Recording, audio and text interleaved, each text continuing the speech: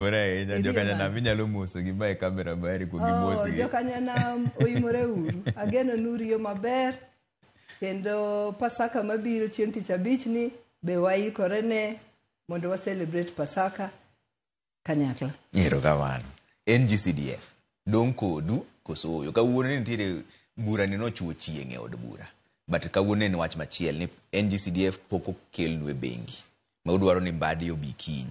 Ma opogore gi chenro mapenji sani ni NGCDF odong kodu koso doge county. Mokwongo adwa ni mondo awach ni wach ma jakom wacho no wache chieng' ngeso. Kawako chieng' tich abich mokalo. Kawako jaod bura mar Kisumu Town West machon. Maniluongo ni Mheshimiwa Reverend Nyagudi. Ken Nyagudi. Kendo amedo mana timo mos ne familia mare. Kendo akwayo Nyasaye mondo oket chunye kama ler. Gima jakom ne wacho, jakom osebedo igni gi duto kagore ni mondo mwandu ma Kenya ka ochop kamoro amora e Kenya. Nikech igni mokalo ni wacho ni siasa mbaya maisha mbaya.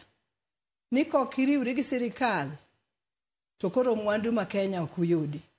Kendo mano ni wacho ni nosetimne ne pinywa mar Luo. Mani onge dongruok mane bire Luo land nikech ne wan e opposition. Nikech mano jakom osebedo ka gore ni mondo Kenya kamoro amora Kenya ka ni e Kenya. Ng'ata mantie Kenya ka ja Kenya. Ma mwandu moro amora mantie Kenya ka onego sokre kamoro amora Kenya. Kendo jo Kenya duto onego winj ber mwandu no. Mane momiyo jakom no gore mokelo devolution 2010 e katiba mane wakalo cha. Sani koro gima jakom wacho e wach CDF en mana kolure gi gorruok mosegore ne piny ni mondo kamoro amora pesa chope. Tadwa ni mondo wach ni kuom pesa duto CDF en achiel kuom pesa mag sirikal machopo e constituency ka constituency. Wan gi constituency 290. To constituency ka constituency yudo pesa marom ma igero go skunde kendo inyalo gergo infrastructure mag security kaka ofise mag chief kata kaka ofise mag polise. To mano timre kamoro amora. Tiende ni CDF olandore e Kenya ka kendo jo Kenya duto winjo berne.